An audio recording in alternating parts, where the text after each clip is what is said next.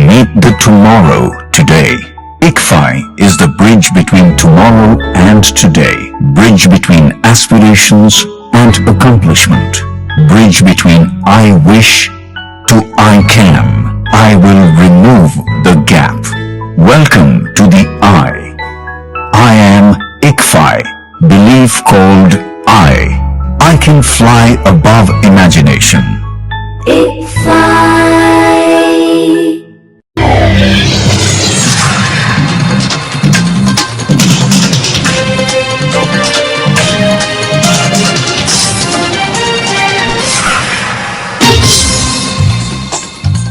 నమస్కారం. City news కి స్వాగతం. ఈనాటి వార్తా విశేషాలు. మానవత్వానికి మతం ఉండదని, సేవకు రాజకీయ రంగు ఉండదని ఎన్టీఆర్ జిల్లా నందిగామ పట్టణ బీజేపీ పార్టీ మైనార్టీ రాష్ట్ర నాయకులు షేక్ సైదా రుజువు చేశారు.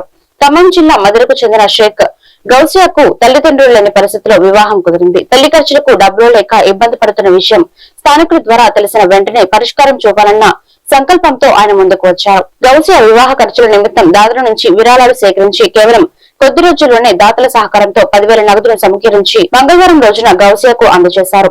ఈ సందర్భంగా ఆయన మాట్లాడుతూ గౌసియాకు తల్లిదండ్రులు లేని లోటు ఉన్నా సమాజం ఆమెకు అండగా నిలవాలి. పెళ్లి వంటి ముఖ్యమైన సందర్భంలో ఎవరు ఒంటరిగా ఉండకూడదని చిన్న సహాయం అందించగలిగామని చెప్పారు.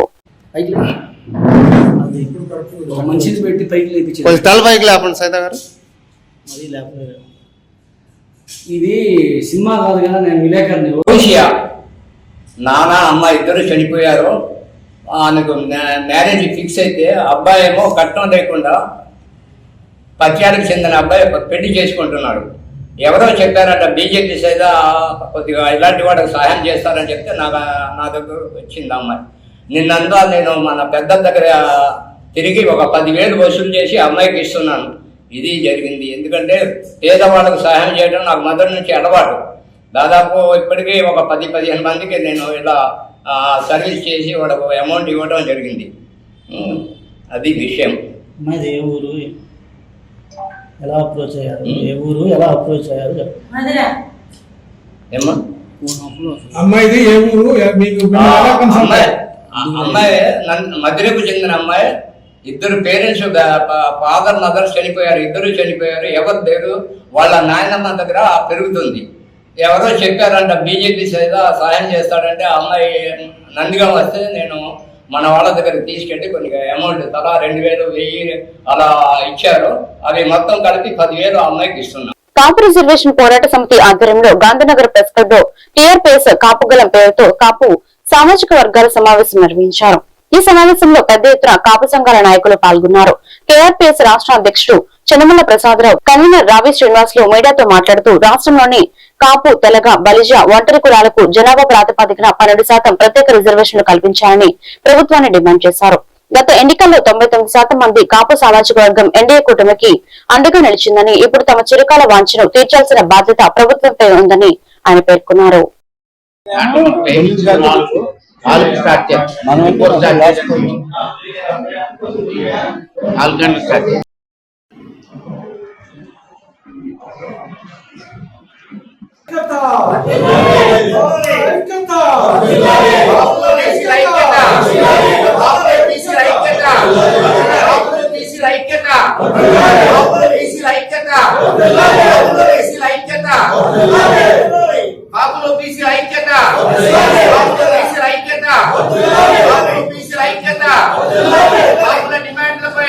ప్రభుత్వం వెంటనే స్పందించాలి. కాపుల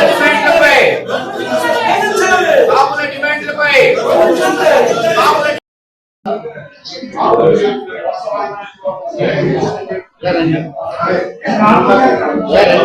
మీ ద్వారా ప్రభుత్వానికి మాకున్న సమస్యలపై విన్నపం చేస్తున్నాం. ముఖ్యంగా 2014లో ఆ రోజు చంద్రబాబు నాయుడు గారే ముఖ్యమంత్రిగా ఉన్నారు. ఆయన ఎన్నికల మేనిఫెస్టోలో కాపు, తెలగ, బలిజ, ఒంటరి కులాలకి రిజర్వేషన్ ఇస్తానని చెప్పారు. మొన్న కూడా అదే విషయాన్ని చెప్పడం జరిగింది. మరి జనసేన పార్టీ అధ్యక్షులు మా అన్న పవన్ కళ్యాణ్ గారు కూడా కాపులు పెద్దన్న పాత్ర పోషించాలని చెప్పిన విధంగా మేము పూర్తిగా ఈ రాష్ట్రంలో ఉన్నటువంటి కాపు, తెలగ, బలిజ, ఒంటరి కులాలు 99% ఎన్డీఏ కూటమికి ఓట్లేసి గెలిపించినటువంటి పరిస్థితి. కానీ మా చిరకాల వాంఛ, మేము 1915 నుంచి 66 వరకు బీసీలో ఉన్నటువంటి కులం, 66 తర్వాత మళ్ళీ ఓసీలో పెట్టేశారు. ఎందుకు పెట్టారో కూడా కారణాలు చెప్పట్లేదు. మరి మేము ఇవాళ రాష్ట్రంలో 50% రిజర్వేషన్లు పూర్తయిపోయినాయి. 2004లో ఆ వేళ రాజశేఖర రెడ్డి గారు మమ్మల్ని పిలిచారు, మీకేం కావాలన్నారు, 30 జీవోను అమలు చేయమన్నాం. 30 జీవోలో ఉన్నటువంటి కోరాకులు, నగరాలు, కురేషులు, అయ్యకులు అడగకుండా ముస్లింస్ కి 4% రిజర్వేషన్ ఇచ్చి ఈ రాష్ట్రంలో 50% రిజర్వేషన్లు పూర్తి చేయడం జరిగింది.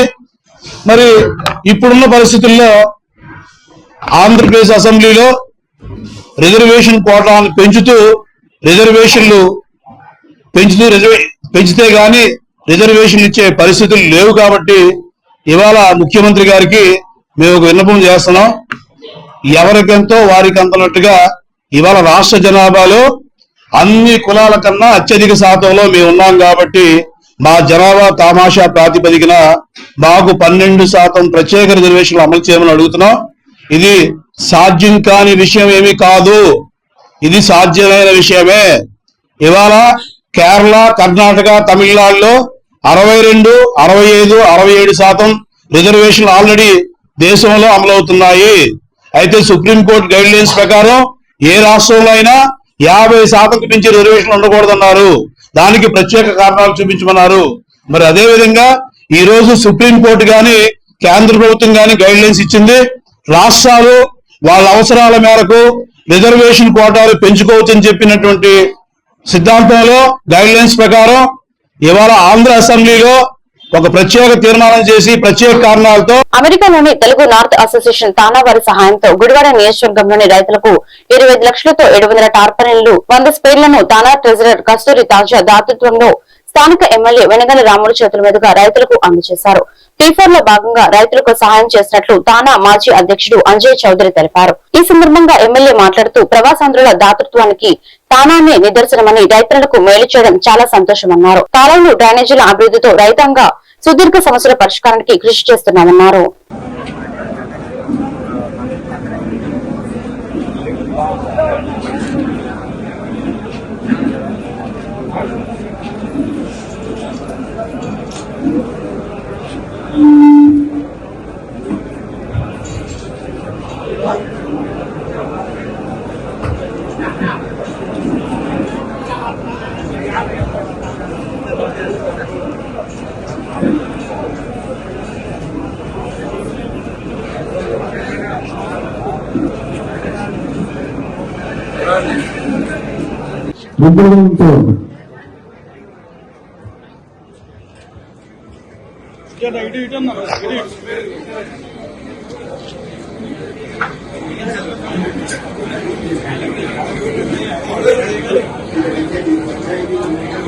అన్నా ఒకసారి అన్న ఇటు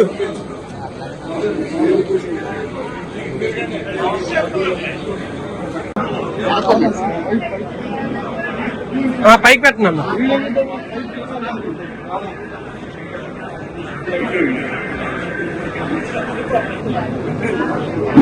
ఇటు చూడండి, పట్టుకొని ఇటు చూడండి ఒకసారి చూడండి, అందరూ ఒకసారి హలో ఒకసారి చూడండి.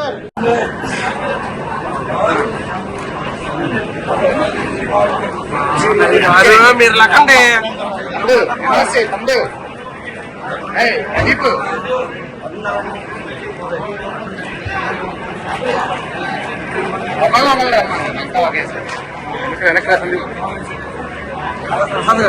మీరు అడ్డాలండి.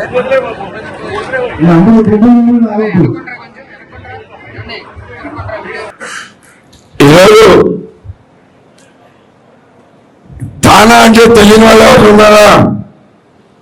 తానా అంటే తెలుసా మీకు? ఎవరికైనా తెలుసా? తెలియని వాళ్ళు ఎవరి నుండి చేతులు ఎత్తండి ఒకసారి. ఓకే, మీ అందరి కోసం తానా అంటే మన తెలుగు వాళ్ళ కోసం అమెరికాలో ఏర్పాటు ఏర్పాటు చేసిన తెలుగు వాళ్ళ కోసం ఏర్పాటు చేసిన మొట్టమొదటి సంస్థ తానా. ఇప్పటికీ అతి పెద్ద సంస్థ తానా. మనకి తానా అంటే Telugu association of north America. ఆ మొత్తానికి కలిపి ప్రపంచంలోనే తెలుగు వాళ్ళకున్న అతి పెద్ద సంస్థల్లో ఒకటి తానా. ఎప్పుడో 49 ఏళ్ల క్రితం ఏర్పడి తెలుగు వాళ్ళ కోసం పోరాడుతున్న సంస్థ తానా. ఇక్కడ మనం అర్థం చేసుకుంటే, మనం ఈ ఊరి నుంచి పక్క ఊరికి వెళ్ళిపోతే ఈ ఊరికి మర్చిపోయి నేటి రోజుల్లో అక్కడికి వెళ్ళిన తర్వాత యుఎస్ వెళ్ళినా కానీ ఇక్కడ ప్రజల మీద మమకారంతో అనేకమైన కార్యక్రమాలు చేస్తూ ఉంటాను. మీకు తెలియాల్సిన విషయం ఏంటంటే, ఇది ఒకటే కాదు, ఈ రైతు కోసం రైతు కోసం అనే ప్రోగ్రాం 10 ఏళ్ల క్రితం స్టార్ట్ చేశారు. అంతకు ముందు కూడా అనేక కార్యక్రమాలు భారతదేశంలో ఉన్న తెలుగు ప్రజలకు కూడా చేసుకుంటూ వస్తూ ఉంది. 2 రాష్ట్రాల్లో ఉన్న ప్రజలందరికీ, మనందరికీ ప్రతినిధి కింద అక్కడ యుఎస్ లో ఉన్న సంస్థ తానా. సో ఈవేళ ఇటువంటి గొప్ప కార్యక్రమానికి శ్రీకారం చుట్టి అట్లాగే సమన్వయపరిచి సహకారాలు అందించిన రాము గారికి మరొక్కసారి హృదయపూర్వక ధన్యవాదాలు. ఇకపోతే ఇటువంటి గొప్ప కార్యక్రమం తానా రైతు కోసం అనే కార్యక్రమం కింద నా మిత్రుడు శ్రేయోభిలాషి శ్రీ రాజా కస్కుర్తి తానా ట్రెజరర్ గా ప్రస్తుతం 2025-27 టర్మ్ లో ఉన్నాడు. తను రాము గారికి కూడా ఇంత ముందు నుంచి కూడా సుపరిచితుడు. గుడివాడ కాన్స్టిట్యున్సీ కూడా ఏదో రైతన్నలకు చేయాలి, తను కూడా రైతన్నల పక్షపాతే. సో సుమారుగా ఇవాళ 800 మంది రైతులు, 700 మందికి టార్పాలిన్లు, 100 మందికి బ్యాటరీ పవర్ స్ప్రేయర్స్ రాజా కస్కుర్తి తానా తరపున స్పాన్సర్ చేయడం చాలా అభినందనీయం. రాజాకి అలాగే గుడివాడ ప్రజల తరపున నా యొక్క హృదయపూర్వక ధన్యవాదాలు తెలుపుతూ, యాక్చువల్ గా ఈ ప్రోగ్రామ్ P4 కింద ప్రభుత్వం ఏదైతే కృష్ణా జిల్లా గుడ్లవల్లేరు మండలం వేమవరం గ్రామంలో వెంచేసి ఉన్న శ్రీ కొండలమ్మ అమ్మవారి దేవస్థానంలో కుండిలను తనిఖీదారు పర్యవేక్షణలో శ్రీ అమ్మవారి దేవస్థాన కార్యనిర్వహణాధికారి ధర్మకర్తల మండలి చైర్మన్ శ్రీ ఈడే వెంకట విష్ణు మోహన్ రావు, దేవస్థాన కార్యనిర్వహణాధికారి శ్రీ ఆకుల కొండలరావు బ్యాంకు సిబ్బంది సమక్షంలో లెక్కించక 50 రోజులకు గాను నోట్ల ద్వారా 28,11,575 రూపాయలు, చిల్లర ద్వారా 2,71,660 రూపాయలు, మొత్తం 30,83,235 రూపాయలు వచ్చాయి. బంగారం 15 గ్రాములు 600 మిల్లీగ్రాములు, వెండి 130 గ్రాములు వచ్చిందని ఈవో తెలియజేశారు. వేమవరం గ్రామస్తులు భక్తులు ఈ కార్యక్రమంలో పాల్గొన్నారు.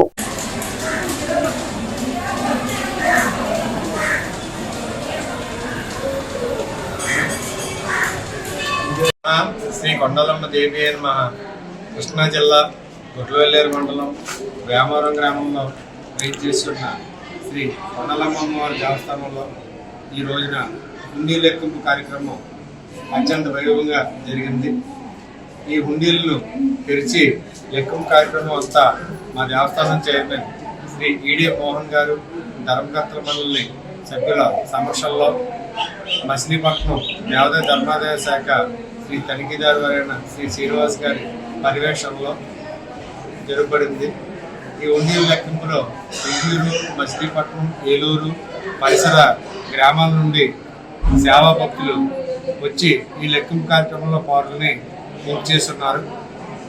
ముఖ్యంగా ఈ లెక్కింపు కార్యక్రమం 56 రోజుల కాను నోట్లు 28,11,575 రూపాయలు, అదేవిధంగా చిల్లర నాణ్యాలు 2,71,660 రూపాయలు, వెరసి 30,83,235 రూపాయలు ఆదాయం సమకూరింది.